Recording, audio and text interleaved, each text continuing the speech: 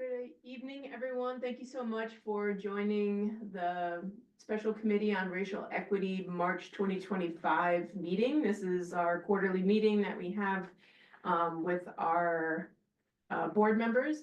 And we're pleased to have a special guest presenting tonight. First things first, I guess I will do a quick roll call to ensure that we have a quorum here.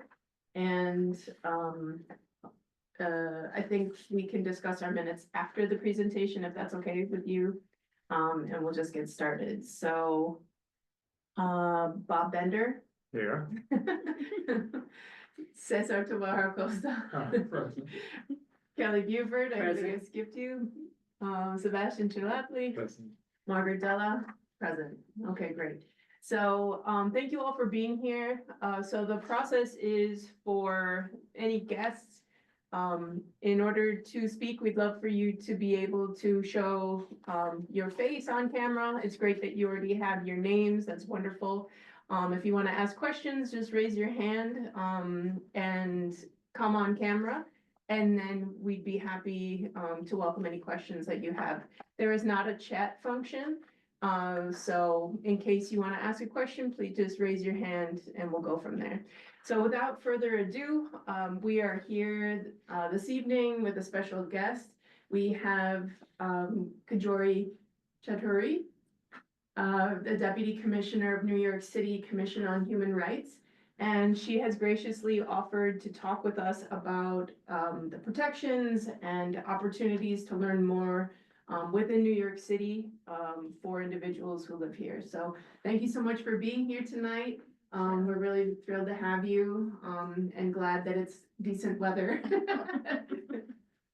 Thank you. Good evening, everyone. My name is Kajori Chaudhuri. I am the Deputy Commissioner for our Community Relations Bureau at the New York City Commission on Human Rights. Thank you so much for giving me this opportunity to talk about our agency, the law, how to connect with us, and what are some of the things that we're doing to address bias, hate, and discrimination in New York City.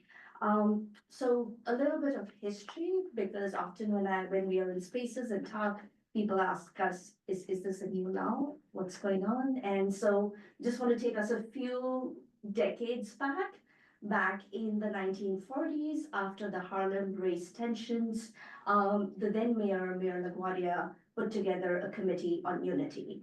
And the sole purpose of the committee, and this is one of my favorite quotes, so I will quote it, is to make New York City a place where people of all races and religions may work and live side by side in harmony and have mutual respect for each other, and where democracy is a living reality. That was the founding mandate of our agency. So we started off as a small committee with no enforcement power, just the ability to convene communities and talk to people. In the 1950s, it was realized you needed teeth. Convening powers are great, but without having enforcement powers, it is hard to enforce anti-discrimination protection. So in 1962, the agency was formally formed with the name the New York City Commission on Human Rights. So from the 40s to the 60s, it went through different variations. So from 1962 till now, our law has expanded a lot. So basically what the law says is in New York City, no one can be treated less well because of any of their protected identities. And the law covers three primary areas of jurisdiction. Oh, thank you. Oh, and someone's waiting.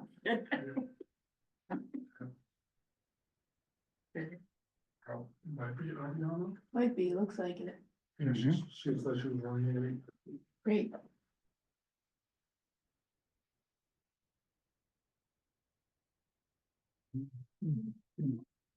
That's okay.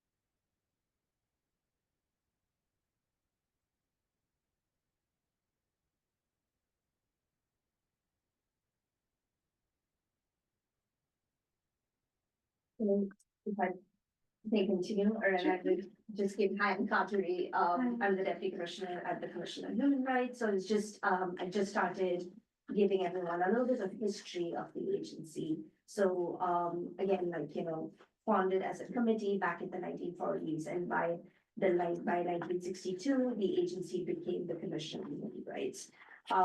And essentially, it our vision is very clear. It is that New York City be a place where everyone can live, work, and thrive, free of bias and hate and discrimination.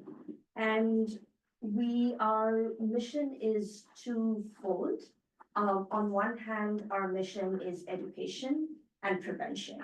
So the part of the agency that I lead, which is our Community Relations Bureau, we are responsible for working with different community partners and groups to ensure people know what their rights are in New York City. And a part of the work that we do also falls under the prevention bucket, because we are working with entities that owe obligation under our law to make them aware of what their obligations are, so that they're not, not following the law.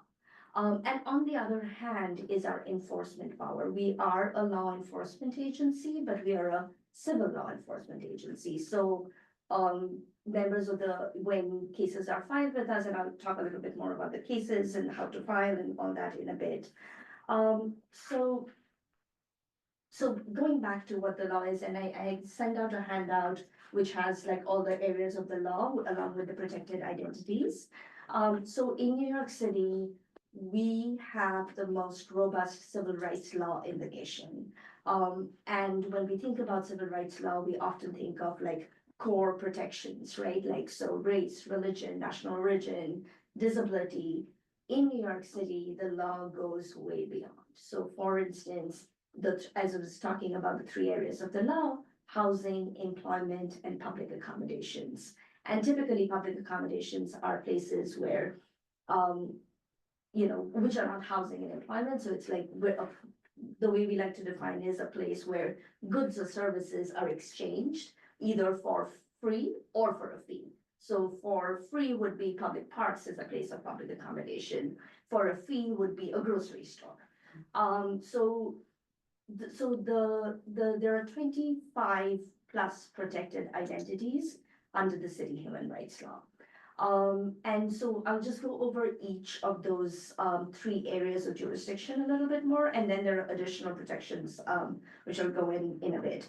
So for example, in housing, are people not only protected because of like core civil rights protections, but for instance, source of income is a protected identity, which means no matter how a person is paying their rent, like if they have a housing voucher, they cannot be told that, the voucher is not accepted towards rent. So when we are thinking of like larger communities, like people living in shelters, people getting city preps, so all the protections, so housing voucher or source of income is a protected identity. This impacts also veterans. So people who are receiving, like, let's say, the GI Bill to pay for their housing, right? Like, so in housing, that's a protected identity. Presence of children is a protected identity. People don't realize that, but like for families that may have large number of children, a landlord or a real estate person cannot tell them like, we're not going to rent to you because you have too many kids. That's discrimination under our law. Similarly, as I was saying, and very recently, as of this year, as of January 1st of this year, fair chance protections in housing went into effect. So people who may have had were impacted by the justice system, landlords or real estate folks cannot deny someone their housing based on that category. Similarly, in employment, again, beyond the core protections, there are things like salary transparency. That's pretty popular. Like a lot of people are aware of that protections, right? Like in New York City, if you are an employer who is putting out a job, application, you have to provide the salary range that you would pay in good faith. So it can't be like, $20,000 to $200,000. That's not a good faith. So, so salary transparency, salary history. So in job interviews, people cannot be asked, how much do you currently make? Or how much did you make in a previous, employment, right? So there are these core protections and the city human rights law is very robust, and city council members amend the law pretty frequently, like in the just last year, we've had 2 protections that went into effect. So the, January 1st, was fair chance in housing. Last year, it was height and weight. So height and weight are now protected identities in housing, in employment, in public accommodations. So that's pretty much what the law says, right? And so how do people reach us? We have a live info line. So anyone can call that. There's a 212 number, 212-416-0197. It's a live info line where people staff it between, the work hours, Monday to Friday. We have borough offices in all the 5 boroughs. So our Bronx office is at 1932 Arthur Avenue. So anyone can walk in during work, business hours in those spaces. We also have a live web form. So folks can go online to our website, fill out the form. And then our staff are at different places doing at resource fairs and other things, so they can, anyone can connect with us in those spaces. I want to talk a little bit about outreach, since that's my part of the agency, and that's really critical because, we, as I've been saying, like, we have one of the most robust civil rights law in the nation, but a law is only as good as people knowing about it. So outreach is really critical for us. And so the way we do it is, as I said, we have borough offices, but we also have staff who work as specialized liaisons and lead advisors to different communities. And we've always been very intentional about who the communities are, because as we know, there is historic mistrust in government. And so to be able to build relationships is really critical. So we have, for instance, just as an example, we have a staff member who serves as a transgender communities liaison. We have other specialized positions as well. So making sure that we have representation from different communities, building trusted relationships with community-based organizations, community boards, with faith spaces, to get the information out. In order to get the information out, we of course have different materials. We're a city agency, so we ensure all our materials are available in the local law, the top 10 languages. We also have a very linguistically diverse staff. So we are in communities, whether it's tabling with resources, doing business outreaches, going from one business to another, giving out information, doing free trainings and workshops. So I want to pivot a little bit in that space. So the way we look at our work is, of course, the primary part of it is knowing your rights, right? People knowing about what their rights are, and being able to exercise those rights. The other part of it is the prevention work. So entities that owe obligation under our law. So for example, landlords, real estate agents, employers, business owners, they owe obligations under our law, right? So it is really important that we work with those entities as well to make sure that they know what those obligations are. So for example, we have a really critical partnership with Fordham University, where any real estate agent, because people have to take continuing education, they can receive 1.5 credit of free continuing education if they take our housing discrimination training. So building those partnerships is really critical to make sure people are aware of those obligation pieces. And then the other bucket of our work lies within our original core mandate, which is fostering of intergroup relations. And that work is done in different ways.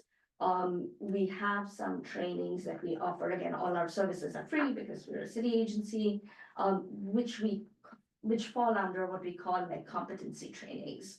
So we have a train, and these have all been developed in partnership with either academic partners or community-based organizations. So for example, the core competency trainings we have are working with transgender and gender non-conforming communities. We have understanding Jewish experiences of anti-Semitism, understanding Muslim experiences in combating anti-Muslim bias, anti-Black racism, and other forms of forms of race and color discrimination. And the other piece of that we offer in this space are our multilingual bystander intervention trainings. We saw back in 2020 that there were a lot of incidents of bias and discrimination taking place in public spaces with people around, but people were uncomfortable or did not know what to do. So we partnered with the Center for Anti-Violence Education to help create these trainings that our staff now do, again, in different spaces. They're also available in different languages, so that we're collectively working towards creating safe spaces. So there's like a safety analysis, and then learning about the different tools of intervention, and then doing like scenarios and role playing to master the tools. So that's kind of like in our outreach education sphere. Just moving back to our law enforcement, because end of the day, we are an enforcement agency. The way it works is people can call us, and if they feel uncomfortable, they can just leave an anonymous tip. So the commission has the power to investigate or to start what is called a commission initiated investigation based on those tips. So that's one piece of it. Again, members of the public or advocates can also call in with a complaint. And the agency uses, the Law Enforcement Bureau uses different civil rights tools to address these. So sometimes it is what is required is essentially calling the entity that is violating the law and letting them know that you're in violation of the law. You can fix this, or we can put it into complaint. A lot of times that work, and that is called the pre-complaint intervention. Pre-complaint intervention is a really critical tool when it comes to like the voucher discrimination, or when someone, because of their either age or a disability, needs an accommodation, reasonable accommodation in housing, like a grab bar in the bathroom or a ramp in the building. Those are times when our Law Enforcement Bureau gets involved with the pre-complaint intervention and helps resolve it. But then there are times when the intervention doesn't work and it goes into a complaint. And if it goes into a complaint, few things can happen. Cases can be settled.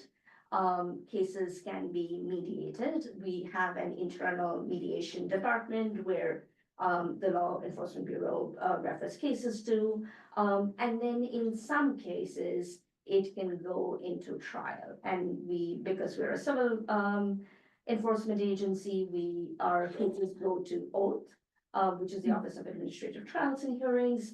And then the judge issues a decision order that comes back to our commissioner, our chair and commissioner, and they are the final arbitrators in that decision. And so that's again, a reminder that because we are a civil law enforcement agency, our penalties and remedies are monetary damages, emotional damages, civil penalties to the city of New York, changes in policy, changes in training, and so on and so forth. And it's not liberty because we're not a criminal law enforcement agency. And in terms of the remedies and penalties, the commission can impose $125,000 in civil penalties for violations and up to 250,000 for violations that are a result of like malicious conduct. And then, then the other things that I said, like there could be emotional damages, back pays, compensatory damages, and other out-of-pocket expenses that might come in through the settlement. And so again, like we really depend on the partnerships to get the word out. So when you reached out, like I think like it was really critical that we be part of this conversation because as community board members, you are in the space to like know a lot of people and get information out. So like we're always thinking about how do we partner with different groups to ensure that people are aware of these like rights in New York City. So that's it. Thank you. Thank you so Thank much. you. Great. Any first questions off the bat? Yeah, please, Bob. So, as you know, and it's been much in the news the last few days, New York City is a sanctuary city. So how does that affect your responsibilities? What are your responsibilities with regard to immigrants, whether documented or undocumented? Absolutely. So the law essentially says that you're protected in New York City based on national origin, immigration status, citizenship status, for your actual or perceived. So it does not matter if someone is, whether they're documented or undocumented, as long as they're living, working, or even visiting New York City, their rights are protected. And one of the things that we've done in recent times is we created a specific training that pulls all the information around protections in national origin, citizenship status, and immigration status.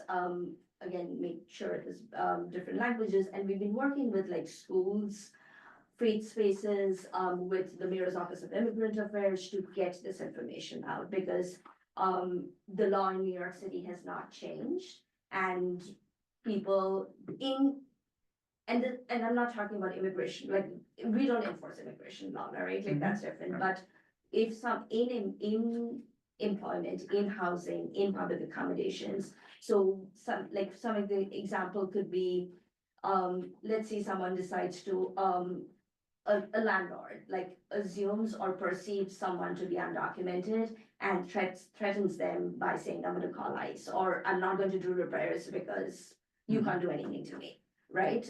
So those kind of, like, those are all covered under a law, and that has not changed.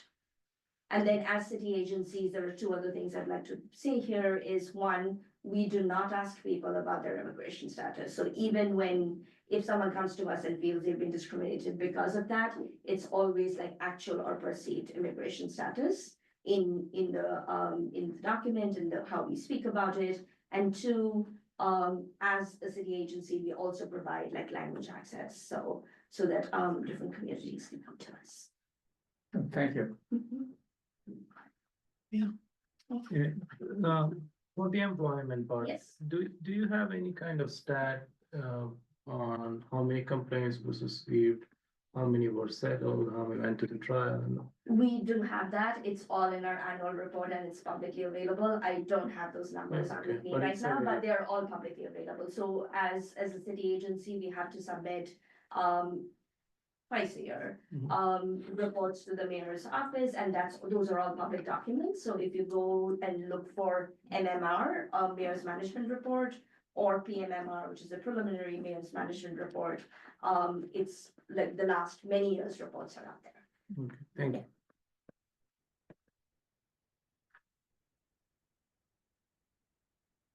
Any other questions?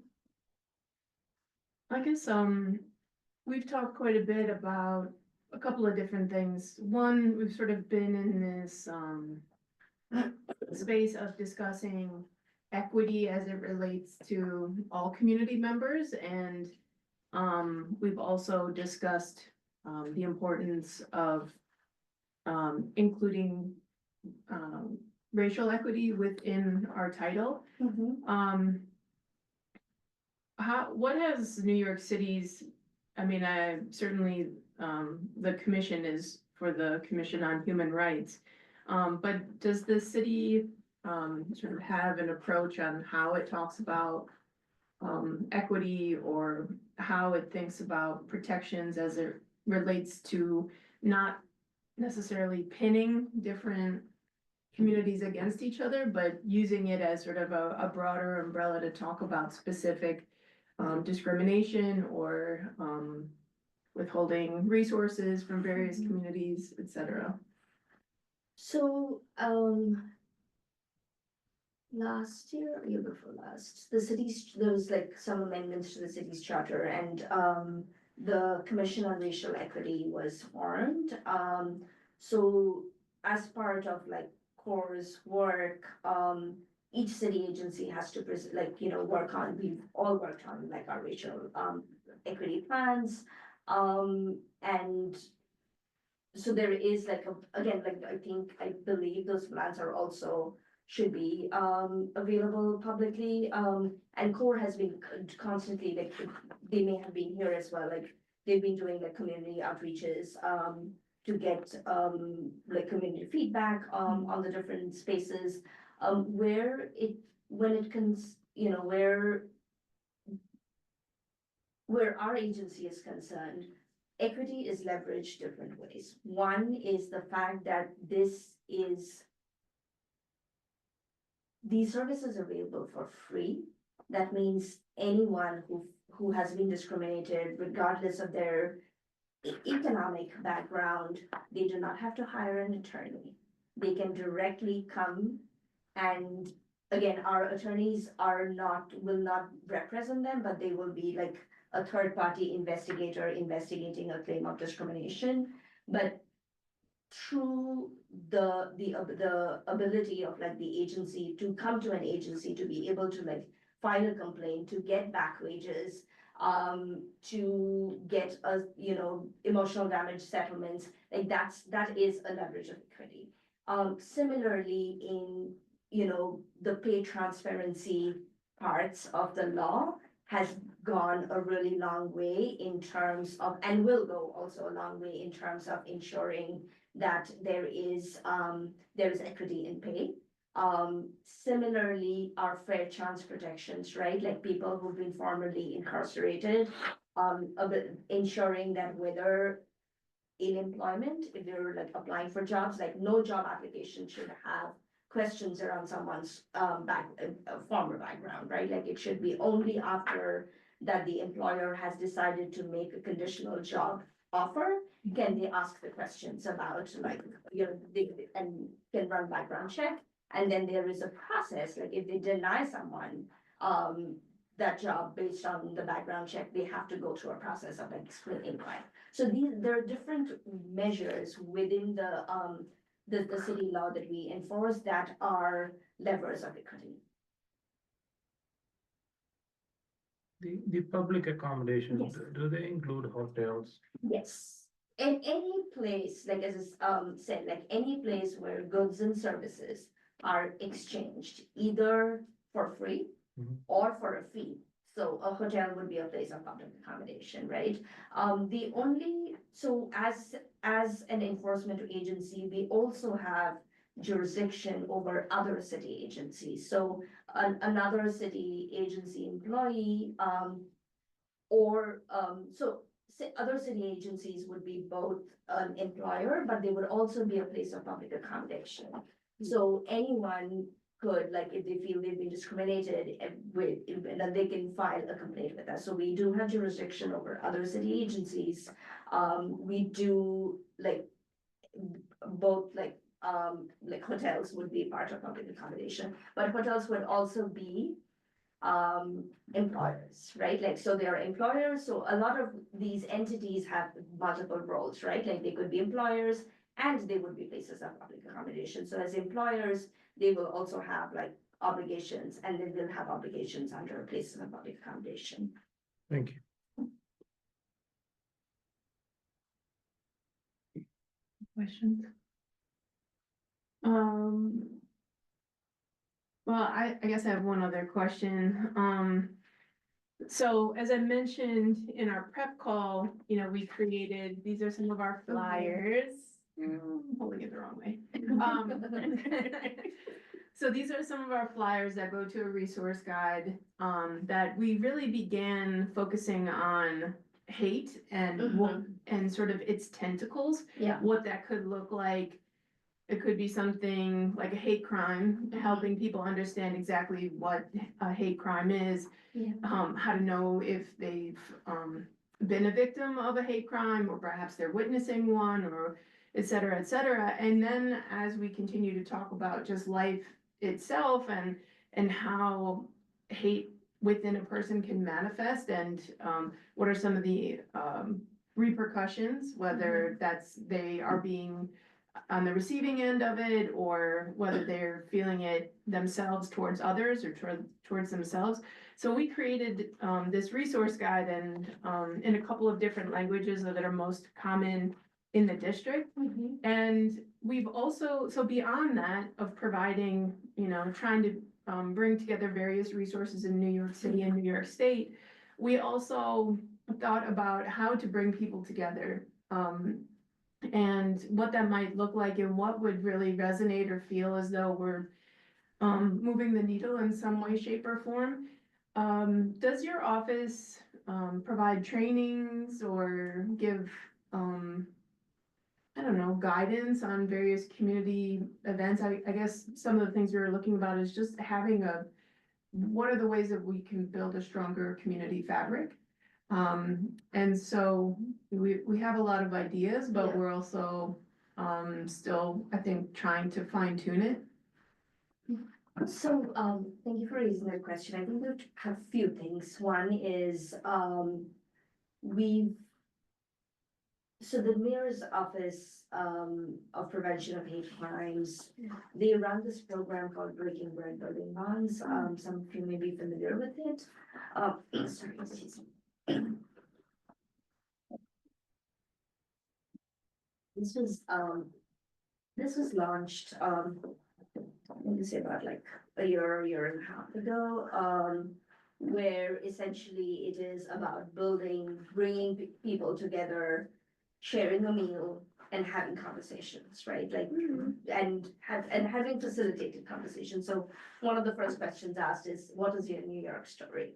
You know, whether you were born here, your families were raised here, you came here, what brought you here, and and so really being intentional about bringing people together to do that. So that's one community, you know, facilitated dialogue that it's not run by our office, but we work very closely with OPHC, which is the Mayor's Office of Prevention of Hate Crimes, to do so.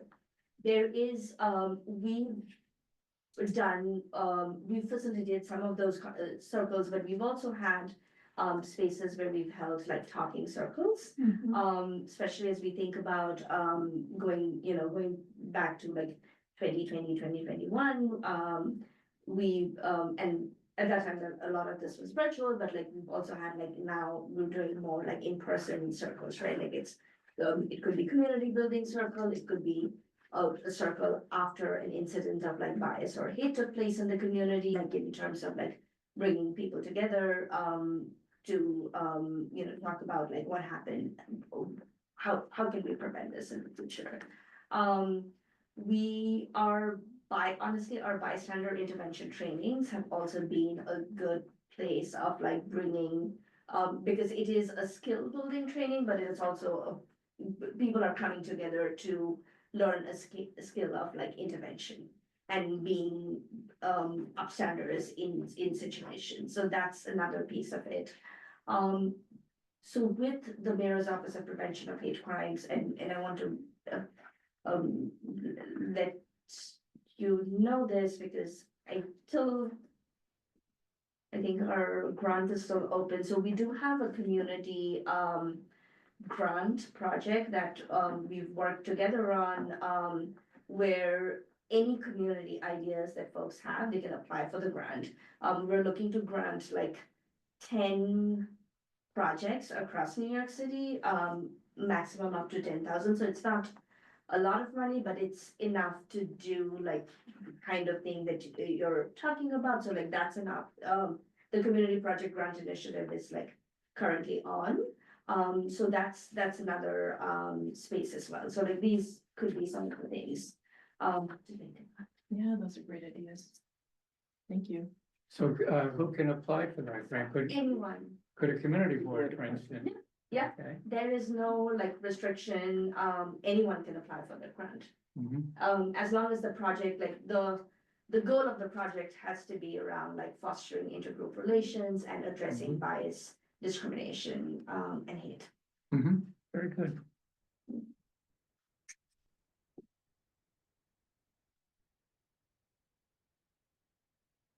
Margaret, it seems as though the first program that Ms. Chowdhury mentioned, Breaking Bread Building Bonds, is similar to the event Yeah. that we discussed at our last meeting about having community voice. So we may want to connect with Alina Dow and ask her, because at that's the CEO, mayor's, yeah. right, that's the mayor's liaison, Yeah, Mhm. the mayor's office Yeah. liaison, so that's what we Yeah. can do. Mhm. Okay.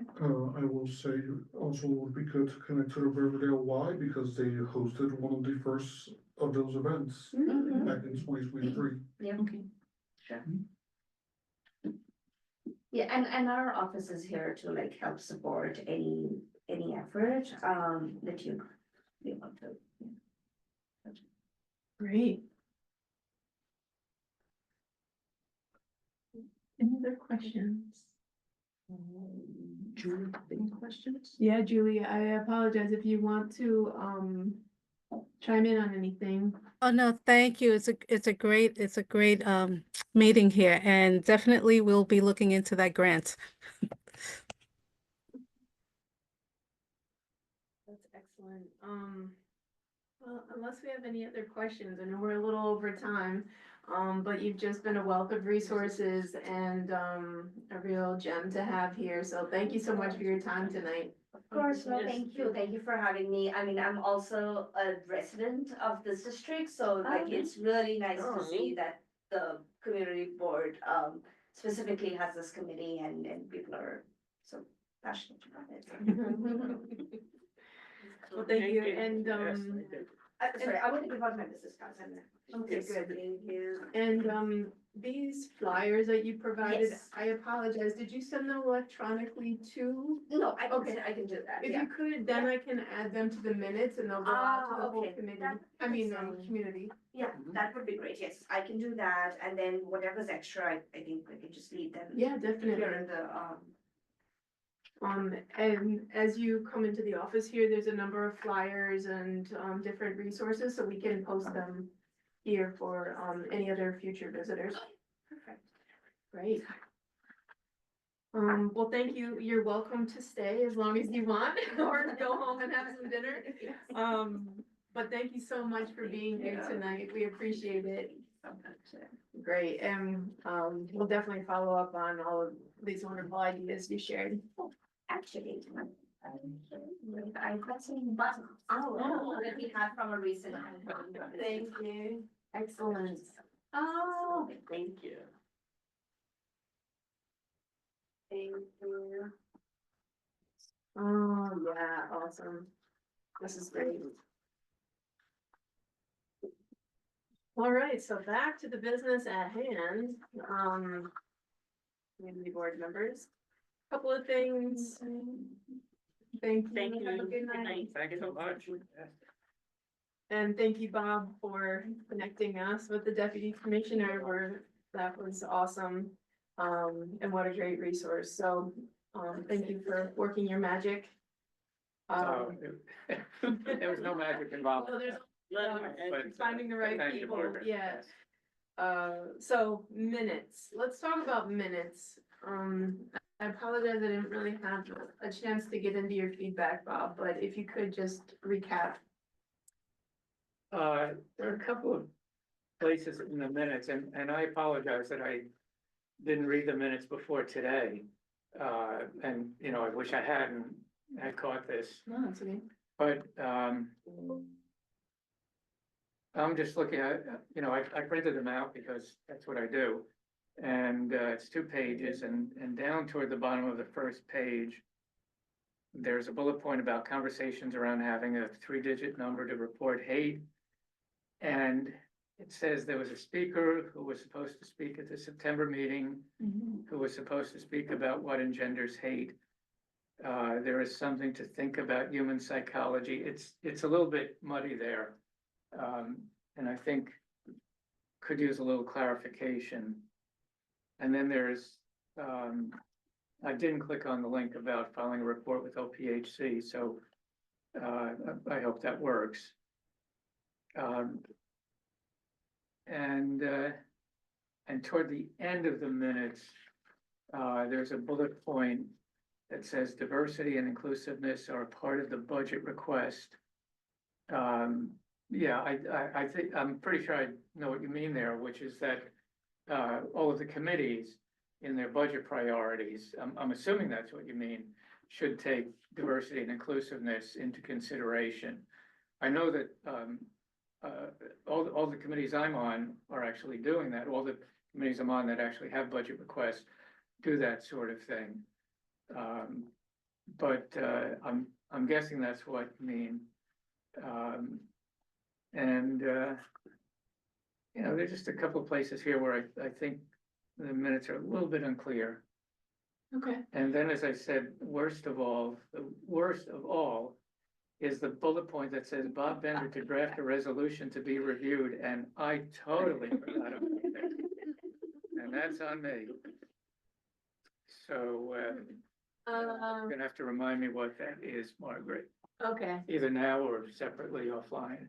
Well, a couple of things, I apologize, I did not give Cesar credit. I love the minutes so much, and thank you for reading. It was like music played, angels sang, and I was just like, oh my God, this is amazing. So I apologize, I didn't put your name at the bottom, so that's on me. One thing, I can't find the first one about the individual, but basically, long story, oh, yes. No, I know we were supposed to have a speaker. We were supposed to do a joint meeting with HHSS. and Yes. That didn't work out. I Yeah. think this is supposed to be, I'll just, move this bullet point out. I think it's its own, bullet. But, yeah, so there, I mean, do you have, I mean, we can just delete the last sentence, something to think about human psychology, because I think we decided against returning to that speaker, or we can, so we did address that point, and we can just delete that last sentence. So I believe the resolution, not to jump around too much, but since we're right here, I believe the resolution was about creating a 311 number Right. on hate or hate crimes. So I think that's what the resolution was about. Mhm. And then filing a report. I think that was just a resources, but yeah, we can type that up. And then. Excuse me. When you say, creating a number on hate crime, that was a recommendation to the city council for that, Yeah. correct? Yeah, Okay. I think that's what the resolution was about, right? Yeah. Yeah. yes, just Right. fictitious. Yeah. Bob, it's baked into Bob's brain, and at some point it Mhm. will release itself. I'll get on it.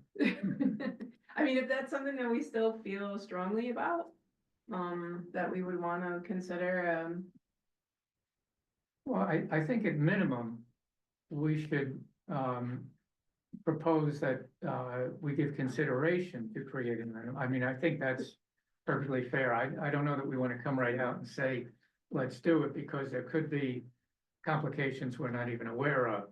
Mhm.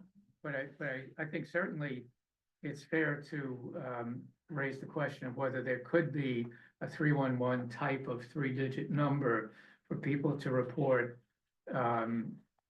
either a hate crime, although that should actually go to the police department, 911, or a hate incident that, you know, where they might not be sure whether it's a crime or exactly what it is. So I mean, I think that's, let me draft something, but I think assuming that we all, you know, we should still go ahead with that. I think it's a worthwhile proposal. And as I say, if it turns out there's some complication we're unaware of, we'll discover it that way.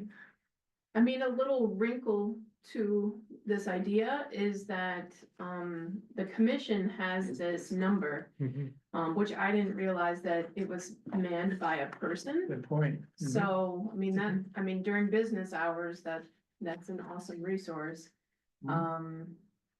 And I guess I'd love to, after this, I'll call that number and see what happens after hours. But they don't specifically mention hate, they mention It's true. discrimination That's true. into this subtle differences between. Yeah. Yeah. Well, maybe we should, you know, just as you said, maybe we should try calling it and see what happens, you know, see if. You know, I mean, you know what happens when you call 311, you find out about alternate side parking and every other thing. You know, maybe when you call their number, you know, there's some information at the beginning of it that gives you some guidance. So why don't we try that first before, you know, we go ahead and do, and prepare a resolution. Okay. And, I think it's worth looking at, you know, what is the sort of decision-making tree within 311 if someone calls and says like, hey, I think, you know, someone this or someone that. Yeah, I don't know enough about 311 to know like what are their processes when, if there are certain code words that people say or sort of like it causes the person on the receiving end to know how to direct that caller specifically. But we could tinker. yeah.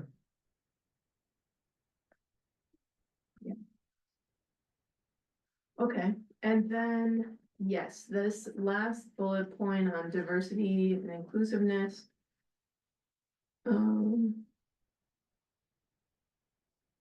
Yes, I think this one I might just say.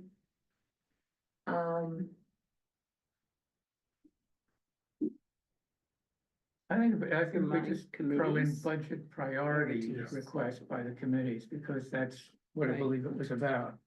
Does Yeah. that sound right? Yes, Yeah. Okay. so after. Just say, I would Mhm. probably perhaps say, remind, Committee chair. committee Right, chairs right. to ensure that the budget requests are inclusive and represent the entire, and representative of the entire district. Mhm.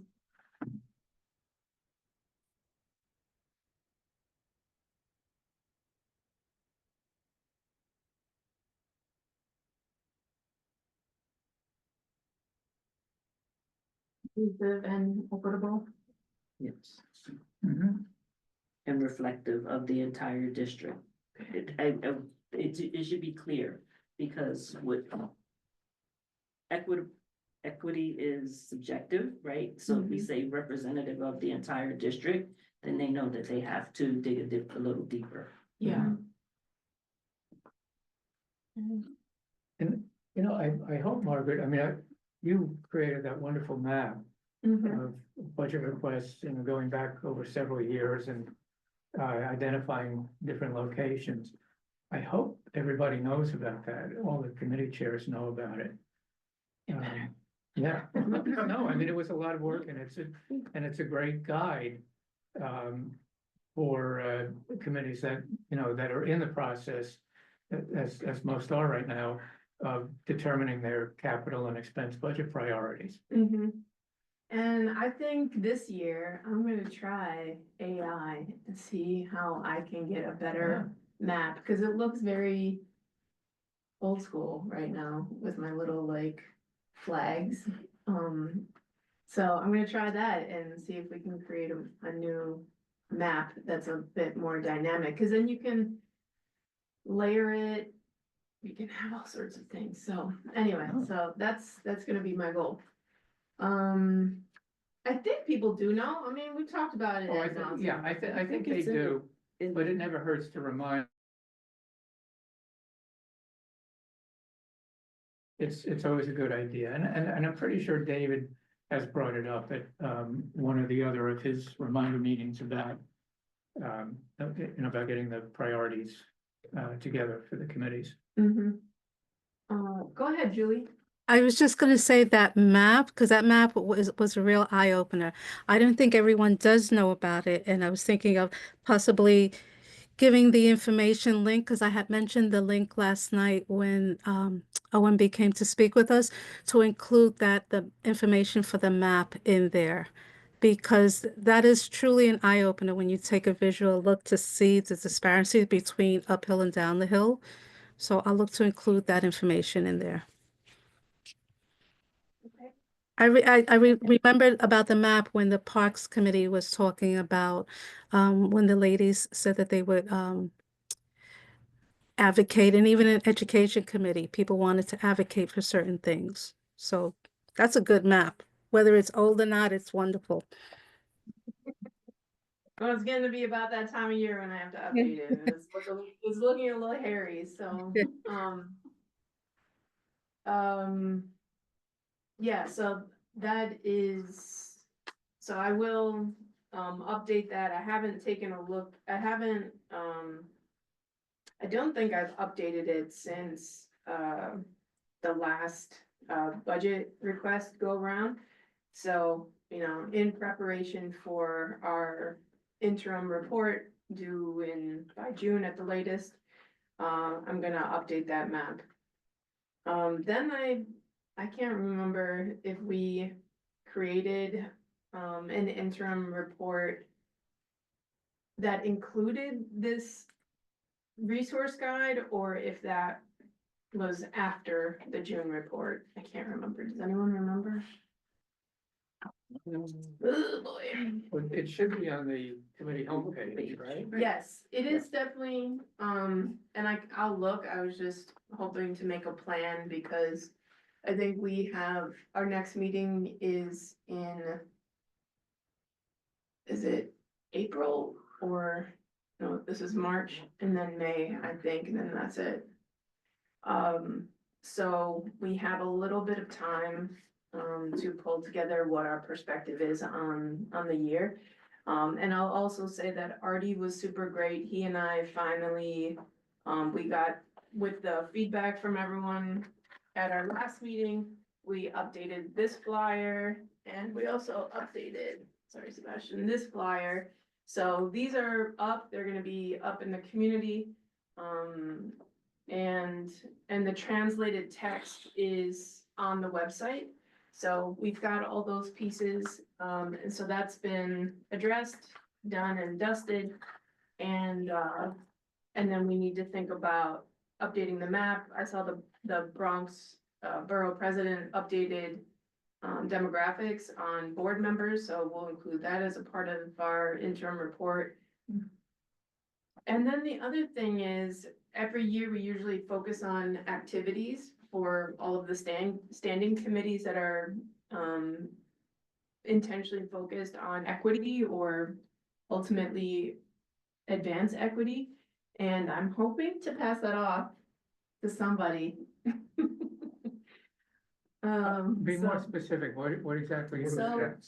Yeah. it's, I can pull it up here, but it's basically an activities list of all of the work that standing committees have done throughout the year, focused on advancing equity within the district.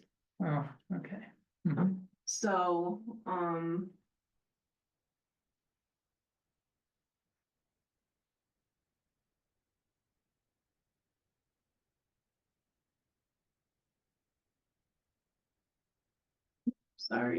sorry, Zoom people, I will share this. I just figured you were going to share after I know I you should have, right? pulled it up, after you found what you were searching. Okay, so this is our favorite thing to do, show everybody where our stuff is, all the time and effort that this table has put together. So this is our scree page here. And here are our resources. So again, thank you to Artie for getting all of these translated versions up here. And we also tried to provide an opportunity in case people want additional languages and we just don't have the capacity to do it.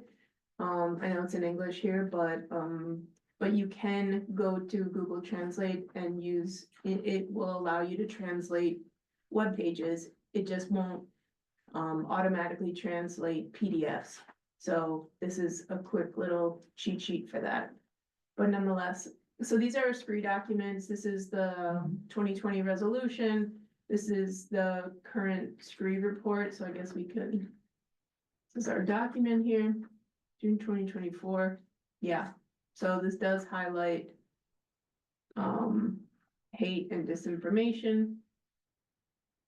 So we do have the resource guide here. So, and perhaps, you know, we want to focus on breaking bread and, you know, whatever kind of engagement we want to utilize. Maybe that's something that we could make happen before the end of this year. I don't know what you all think. We can talk about that, but here's the updated map. This will have to be updated again, but this is where you can find it. And then this is the list of activities. So basically, combing through the minutes of every standing committee. You know, this is subjective because these are the things that sort of stood out to me as about advancing equity. But you all can take a look at this and we can talk through it. I think it's relatively easy to update. But this is just sort of like focusing on things that helped improve the access to resources, health care options, focusing on getting more MWBE certified vendors in the Bronx, walkthrough for businesses, focusing on redevelopment of the Kingsbridge Armory, ENS, all about like daylighting Tibbetts Brook and like improving the quality of life for people around Van Cortlandt Park and the distribution of water, protecting highways and all of the various access points, etc. Homeowners getting discounted connections to city water and blah, blah, blah, blah, blah. So there's lots of different things here. I think I've sort of used it as since it's been a culminating document. So since the beginning of SCREE, this is sort of like an updated version each year. I have a question. Yeah, So you don't delete anything, you just keep adding on? yeah. Okay. Well, we would, I mean, we're only going to have one more meeting, right? Mm-hmm. So whatever changes we make, we should really bring them to the May meeting. I mean, we should really review this document and bring it to the May meeting because we're not going to have any other opportunity after that to update this document. Yes, so I guess what I'd love to see is someone else take this on to do the work outside of the meeting. We can have it for the May meeting, but then we've also reviewed the documents over email and then provided them as the final report by June. So whatever you all would like to do, we can definitely do that. It's just, it takes a bit of time and I'm, you know, in the spirit of passing a future baton. I'd love to see someone take this on, comb through some of the standing committees and digest the work that's been done. You know, it's creating a couple of bullet points for each committee, sending it to the chairs, making sure that they bless it, and then it's a finalized document and is shared with the larger community. Well, you know, I mean, I would think each of us serves on some standing committee. And maybe we could provide maybe we should take responsibility for the standing committees that we're all on. I mean, you know, I'm on Parks, and I would certainly go through, what we've done on Parks and update that, particular part of the report. Okay, You know, and if somebody's on Housing or TNT or whatever it might be. Does that sound reasonable? Yeah, I'm in education and libraries Mhm. and land use. I could do those two. Housing and health. okay. Yeah. And would someone be responsible for this document, please? Yeah? Yeah. All right, cool. I'll share it. It's a Yeah. Google Doc. So I'll share it with you and we can edit it as we go. Should Um, the bullet points that I find, should I email them before adding it to the document or? I would just change them. I'll Okay. share them as a Google Doc. I know Bob doesn't like Google Docs. No, there you go. But, maybe we can get far enough along and then we can download it and send it to Bob. And then, I'll make sure everybody knows whatever it is I think we need. But, and then for the bullet points, would we add it in after we got it approved with the chair of that committee? Or we add it in, then this whole thing is sent to the chairs? That's how I've done it in the past. Okay. Where I just track changes, and then send it to all the chairs, so Okay. everyone can see. Yeah. I don't know if I've tracked changes in the past, but that's what I'd like to do this time around, Okay. because the document has typically been smaller. Mhm.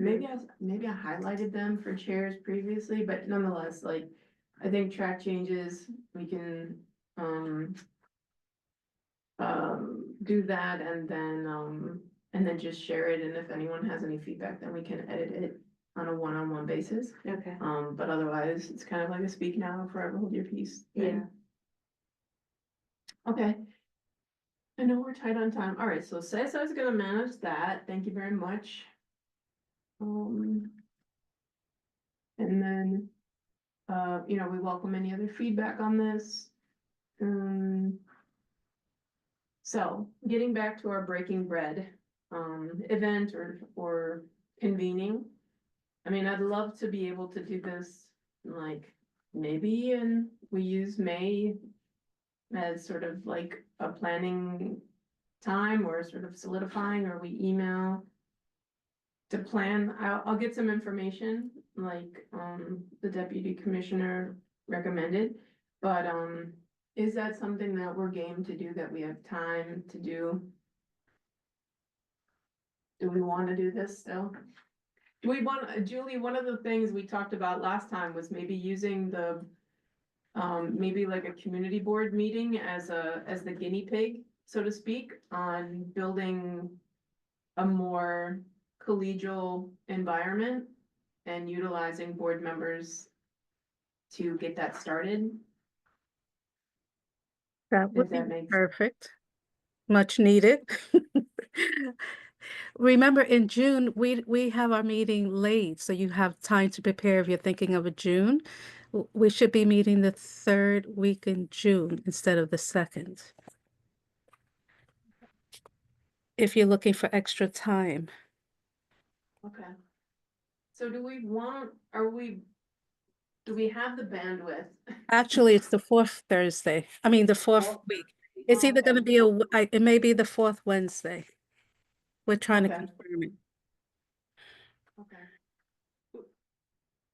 Suggestion. yeah, Perhaps you all start planning and bring your thoughts to the May meeting. Mhm. And since you will have new board members in September, because you're off for the summer, perhaps make this as your introductory meeting to the new board members. That may be a way to do it. I love that. Yeah, that's a good idea. Yeah, you always said it starts with us. Yeah. So, tell me one more time, are you thinking June or September? I'm thinking September, the September meeting. What do you think, Julie? Oh, sorry, go ahead, Sebastian. The screen meeting or the whole Like the board board meeting? The board meeting. Or maybe it's like We can have the screen meeting, but there really is no way to sort of make it like mandatory for board members Right. to attend, so that's why I was thinking Yeah. perhaps you have it around the board meeting. Mm-hmm. Because then you'll have larger turnout and you'll have more buy-in, I think, that way versus saying it's a scree event. Mm-hmm. Even though people should really jump at the opportunity to Mhm. attend, to participate in a scree event. Mm-hmm. But I think having it as a board meeting, so maybe not the September meeting, because that could be a bit long. Just because we've been off for the summer, but maybe the October meeting, and Mhm. you want it to be before it gets cold, right? Because then you lose people, Yeah. if that. So perhaps one of either September or October, but I wouldn't go beyond October, but it should happen. Mhm. And perhaps you can, I know that Julie has been having training for each of the committee chairs each year, so it can also be incorporated into that Mhm. training as well. I think Uh, September, I think sounds good, because you make a good point, Kelly. We're gonna have the new members. And it will remind the old people, not old, but the past, the past members, give them some information. I think September would be nice. You could select a nice meeting place that you want us to have the board meeting, and we have time to get the venue that you want. We order food? Like, what if we started, maybe 6:30 is too early, but. I mean, is the goal that we would have something like, we eat together, we do like a facilitated. Activity or something, and then the board meeting begins after that? Or what do you think? You could start it at 6:30, because if you mention food, people will come a little bit earlier maybe, and then start the actual project at 7, and then we just start the real board meeting at 7:30. Okay. You know. I think that'd be, I like that sounds exciting, you know. That sounds great, Kelly, thanks. Okay, so I'm doing the maps, Cesar is managing the activities. We're going to, I think the overall, or the interim report is gonna be about connecting the resource guide to this event, to like the future of community boards. Perhaps like the community fabric or the, something like that, so. I guess I will get that started, and then I'd love your edits. And we're all going to make contributions to the report Mhm. based on what we know from the other committees that we serve on, the standing committees. Yes. Mhm. All right. Kelly, Are do you you have transitioning it to now? new business? I am yes. So, everyone, I have decided that I am not going to reapply to serve on the community board, so this will be my last meeting as a member of SCREE. And know that I am not going anywhere, I am still a member of the district, and a resident of the district. And I will keep in touch, and people know where to find me if they need to use me for institutional knowledge and things of that nature. But it's been a pleasure serving with each of you, even those of you that I've only known for one season. But know that everyone's input has been valued, and I appreciate everyone's thought, and I wish everyone the best for the rest of the fiscal year and beyond. Thank you, Kelly. Thank you. That's too bad, but, I mean, it's too bad for the community board. Mhm. I'm sure you gave this a lot of thought and, you know, you're doing what you had to do. Nonetheless, we'll make every effort to change your mind and convince you it's a horrible mistake. Tell them I tried, Kelly. I tried. You will be missed, and thank you for everything you've done. And after a year, you can come back. I'm away from the community board itself physically, but not away from the community, so I'm still around. But thank you, and I appreciate everyone's positivity and encouragement. Thank you. Well, thank you you. for all of your great ideas and taking a chance on us when you were skeptical of more time. So thank you for everything and obviously you did an incredible job throughout your committee work and the heavy lift that all of those additional committees were. So looking forward to staying in touch no matter what. Yes, no matter what. Yeah. You know where to find. My number hasn't changed in over 25 years. No matter what. You can always join on Zoom. Yes, I will be on Zoom. Well, thank you, Kelly, and, you know, I think we'll also be looking to new members to think about additional members that we can bring on in the next cohort. We'll sort of do our hustle, but we'd love for you to talk to new members. You're gonna have to, you know, you guys are now going to be the more senior. So we need you to bring others under your wing, so, we'll be looking for new board members. I know we're getting to the end of, the calendar year, but, you know, I would like people to start thinking about who might be a vice chair, or if the committee, moves forward again into the next, fiscal year, you know, thinking about stepping in as the chair. I mean, the committee meets quarterly, so it's not too much of a lift. But to think about sort of like dabbling in taking on a chair position, that's not too much work. You know, it's not too overwhelming at the monthly meetings. So, think on it, y'all. Okay. So any other topics that we want to cover We're tonight? gonna approve the minutes or? Oh, yes, thank you very much. Yeah. I swear, it's like clockwork, I can never remember.